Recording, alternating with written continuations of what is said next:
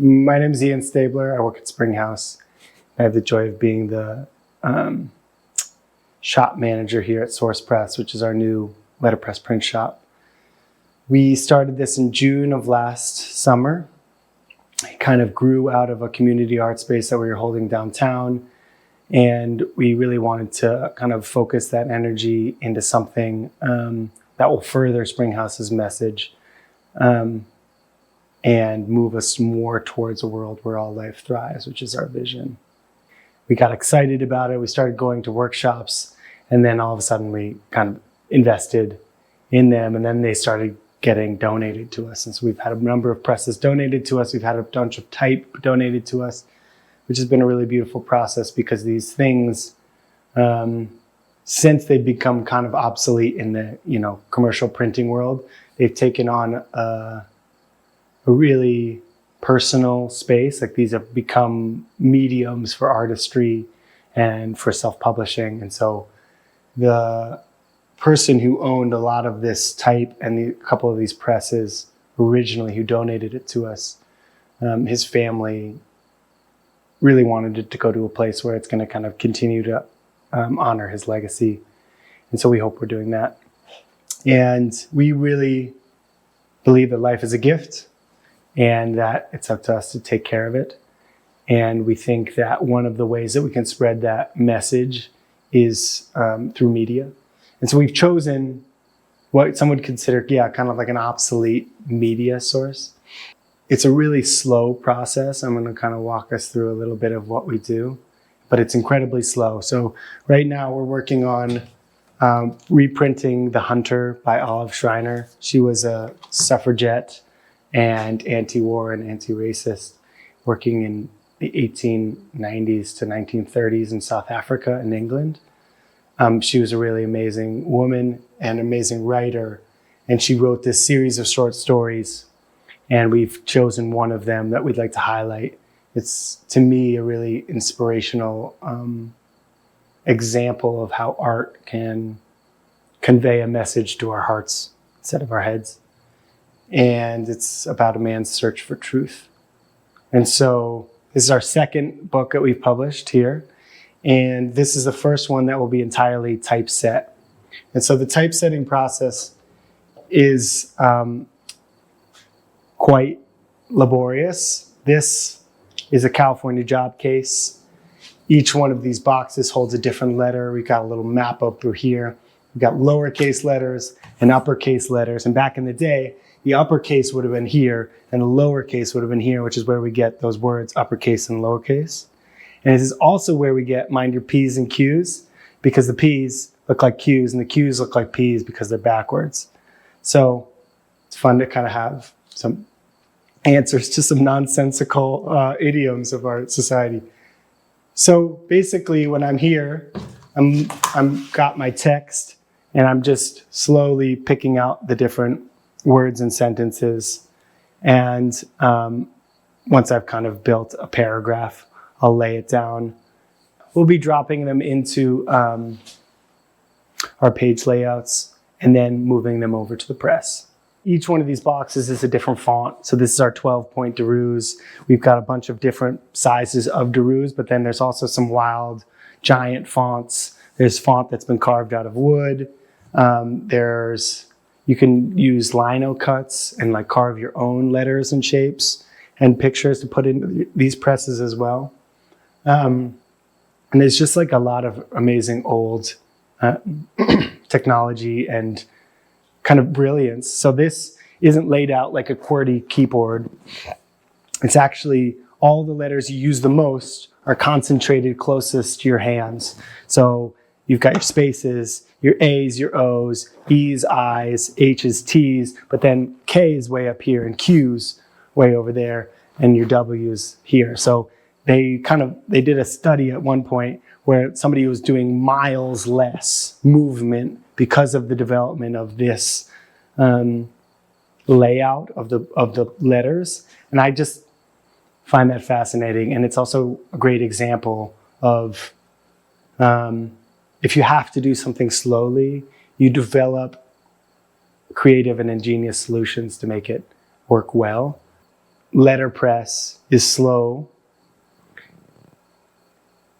which I think is a benefit in that it asks you to be concise with your words.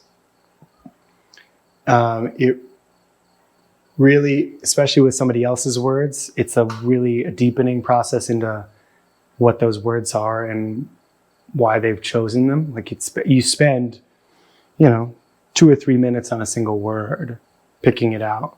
If it's a long word, maybe not that long, but still, you're building these sentences and they can take a decent amount of time, and that's a really intimate way to interact with these words. And I hope, and I think that intimacy and that attention to detail and that love that goes into the creation of the project will come out on the actual piece of print work that you then receive as a buyer or as a supporter of Springhouse. Each page really holds maybe 5 or 6 hours of work.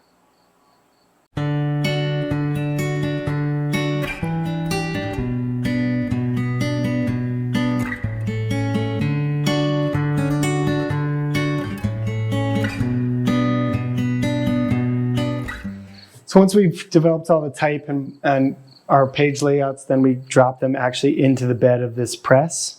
We've got 3 presses. This is the Reprex. It's actually one of our newer presses. Some of our older presses are 100 years old, which is really beautiful. But this is one of the few that's got kind of an electric component. But it's also really powerful because it's got such a big bed. So we can actually lay down 4 pages at a time and print all 4 at once and then cut them later.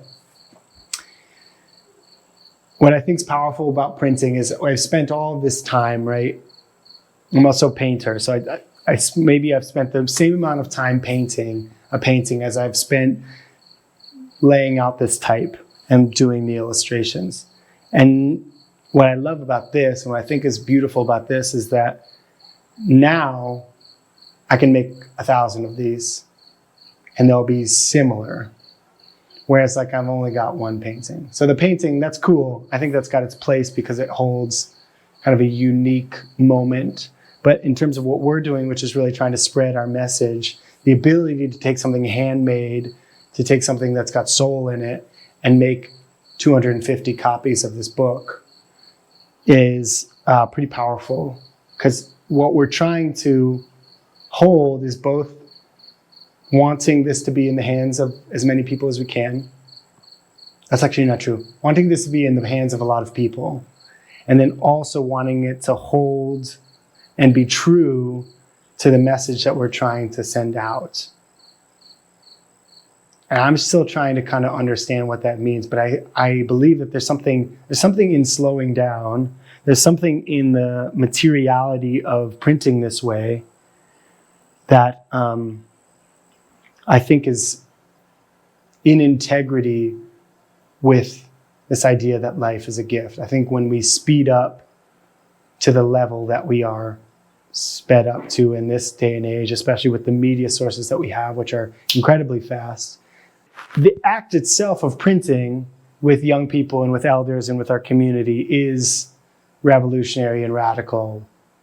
That sort of coming together to be creative towards a shared vision and shared goal is already a win, right? It's already enough there. But then that we have a product that hopefully sparks a fire in somebody else and allows them to maybe bring their communities together to, make a really good feast or whatever the thing is that they're interested in. It doesn't have to be a school. It doesn't have to be a print shop, but that spark can spark them to help us build a world in which all life thrives. It awakens us to find the truth in our lives. And if we do that, our belief is that the only thing we can do from there is build a culture where all life thrives. So basically what you're doing is you're setting your paper up here. Your type is all down here and it's all backwards, which is sometimes hard to figure out. But we've got our ink running across it. And this just rolls on top.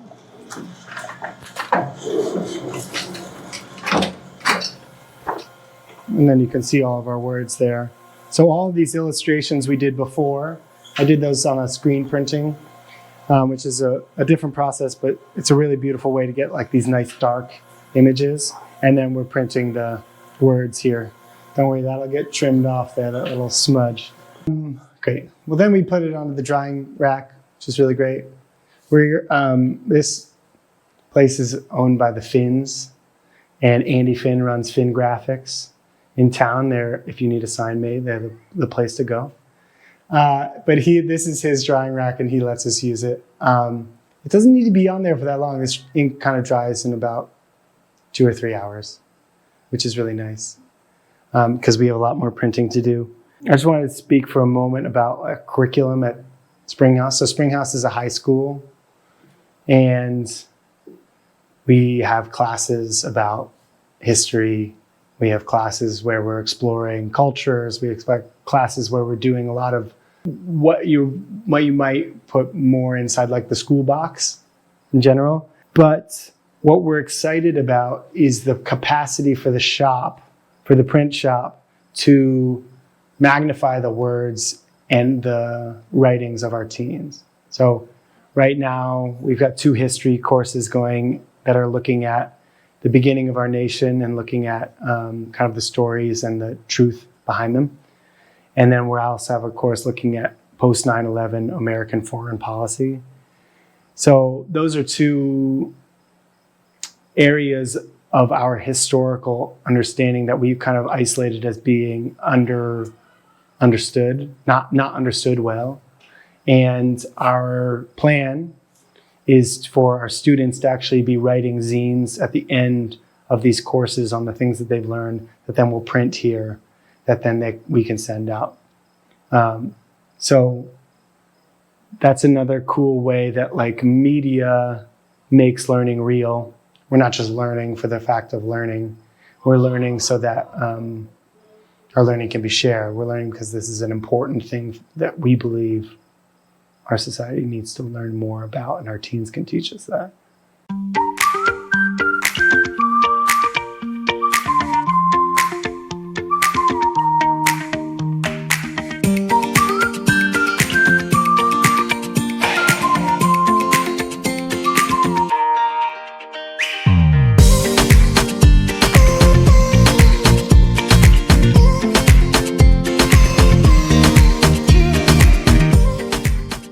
So we really started this, it was May of 2023 that we opened. And it kind of started, we actually had a community art space downtown. We called it Springhouse Downtown. And what we found while we were in Springhouse Downtown is that a lot of the things that we were creating were actually prints. So a lot of lino cuts, a lot of wood cuts, and a lot of the students and our community members just really got into the art of printing. And along the way, we kind of noticed this pattern of the love of printing, but also the need for us to share our design and messages that aligned with our vision of Springhouse more readily. So we kind of pivoted at that point and shifted from Springhouse Downtown to Source Press. There's a lot in this that making decisions along the way, including a trip to Ireland, which landed Jenny Finn, the executive director, and myself in a letterpress printing museum. And we fell in love. And it was someone there, our friend Liam, actually, we went to go visit him again. And he was the one who said, if you want to get close to your work, print it. And we really took that to heart because there's something so tangible about the letterpress process. That was really our first inspiration for going towards printed media that slows us down and is really physical in nature. And it's a long story short, but we fell in love with letterpress and now have a fully operational letterpress print shop with three presses, 2 platen presses, a proofing press, and have published 1 book. We're working on another. We also make cards and posters. So that's one facet or one reason. And I think the other is that we really saw media as this extension and inclusion along with education. So we have a high school, and we also teach adults. And bringing in media into our mission is really to share messages that inspire and inform and reveal. And so Source Press is more than just a print shop. It's really a community-made initiative to share messages that are more aligned with what we're practicing on the ground, and also give voice to some of the people here, like in our community, the teens, the adults, to share messages that inspire people to live in a world where all life thrives. So it's kind of a two-part. One objective to the reason why we, not only brought in a print shop as a way to make books, posters, and cards, but also as a teaching modality. So currently we study how culture changes in a very tangible way, but this is a very practical way. So when the students are in the print shop here, they are literally creating messages that go out into the world. They're curating what might go on a poster. They are touching and typesetting what goes into the books. It kind of moves from a theory of what it might look like to be someone who changes culture to the practice of it itself and what that might look like in a very tangible way for them, instead of just theoretical. So in terms of, you think about the history of the printing press and what shifted when Gutenberg created the press was really, that was an agent of cultural change, right? To go from handwriting every single book to being able to replicate and spread messages was extremely significant.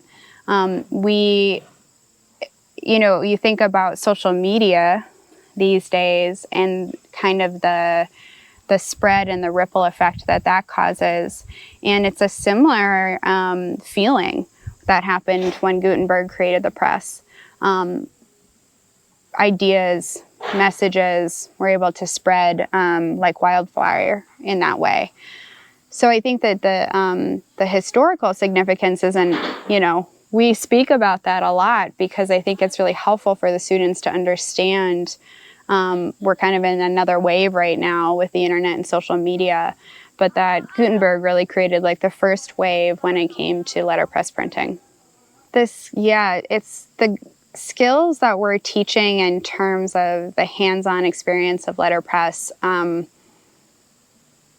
can't say enough about how helpful I have personally found learning letterpress, and I see it in the teens and adults and the kids who come and the volunteers who come when they're able to actually typeset letters, to ink up a printing press, to format and design, to learn how to use the machinery.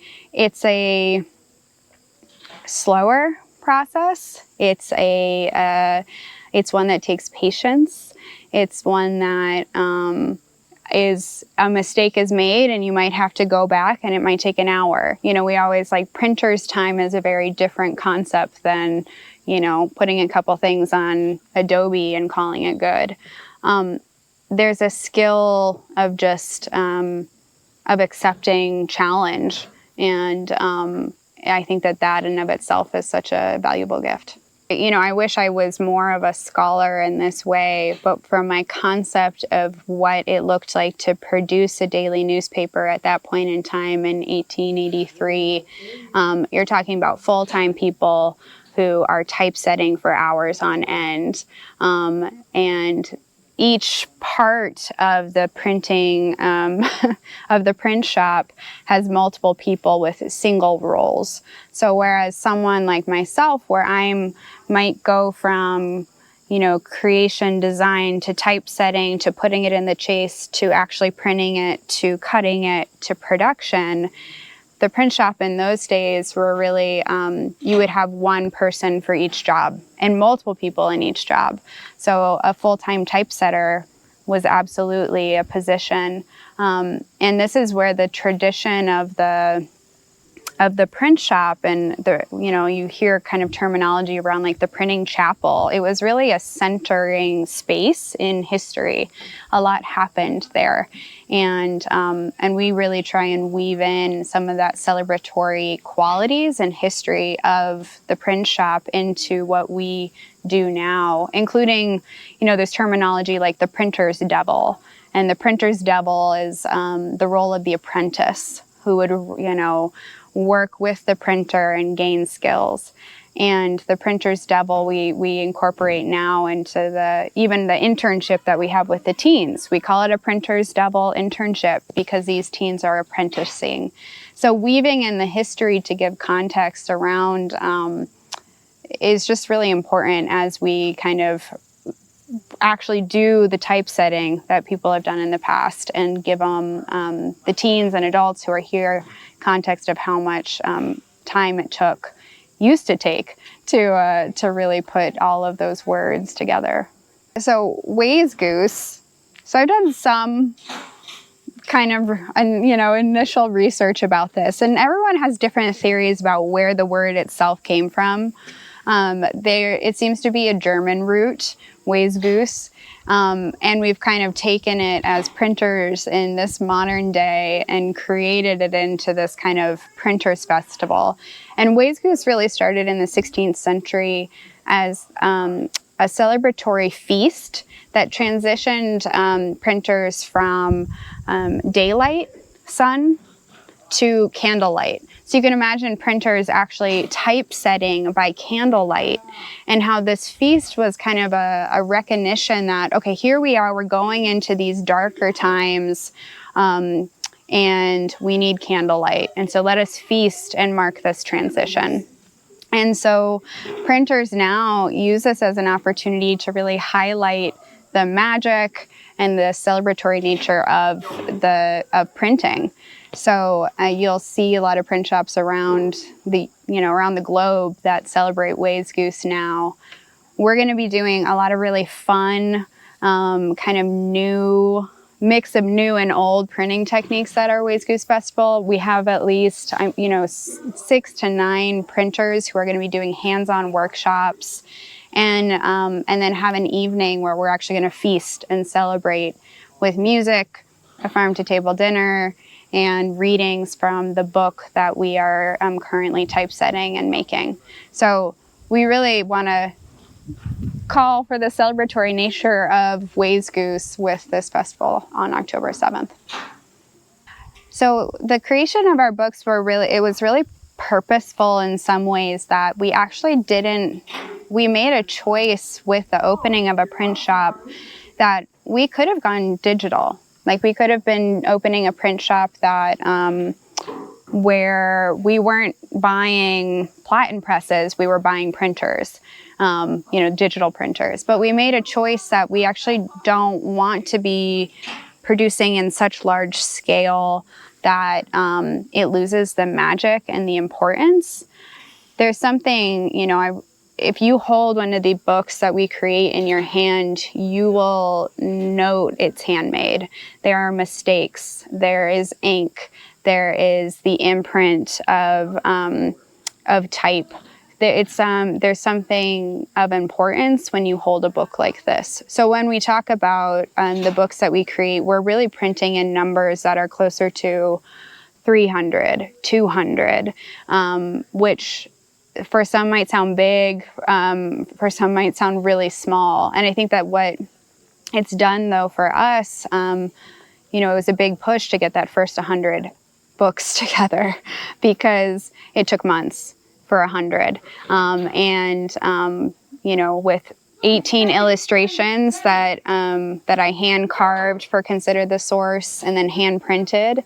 One book takes countless hours. So we do that on purpose. You know, we could make a choice to print on Amazon and just have it go out through that. But really what we're asking for is that people support us in these kind of handmade quality books and hope that through that, the messages that you're reading land with more significance. And I think that that's something that I've noticed even in myself, where it's like I'm holding something precious. And so I'm going to take care of it and take care of the words that are on the pages. So Springhouse's vision really is looking at not just education, but at media and a global network to change culture, and we envision a world where all life thrives. Media is really one way and one modality to do that. Education is another. Networking is another. So for us, we look towards people who have been big culture change agents in the past, such as Gandhi, such as Martin Luther King, Thich Nhat Hanh. These folks, they all used printing and media as a way to share their messages. So we see it totally aligned with those who are trying to envision a different type of world, one that takes care of life. And we really see that as integral, along with education, to do printed word. The only other thing I'll mention is that we're really excited to share this gift of letterpress and the magic of the print shop with our community. We're going to start Intro to Letterpress workshops monthly, so folks can come in and really get a hands-on feel of what it's like to typeset, to set type into a chase and print it. And we're also going to be bringing in printers and artists from around the New River Valley who have skills to share, like bookmaking and in different forms of printing and screen printing. And I'm so excited that we have this kind of abundance of creative printers in the area who can come and teach and have workshops here as well. So we're really excited for more people to come and experience the print shop magic and join us at open studios, join us at volunteer times to really get a hands-on feel. So how do people get a hold of you? We have a website, sourcepress.org, and also we have an Instagram, SourcePress. We encourage people to reach out, and we have it's actually some teens are running around today doing some reels for our Instagram, so you get a really hands-on feel of what's going on when you follow us on Instagram and TikTok. They're creating a TikTok, so you can see what's going on in the print shop. And on our website, sourcepress.org, you can see events and our event calendar, and that's all going to be updated as we go, so you can sign up for a workshop there.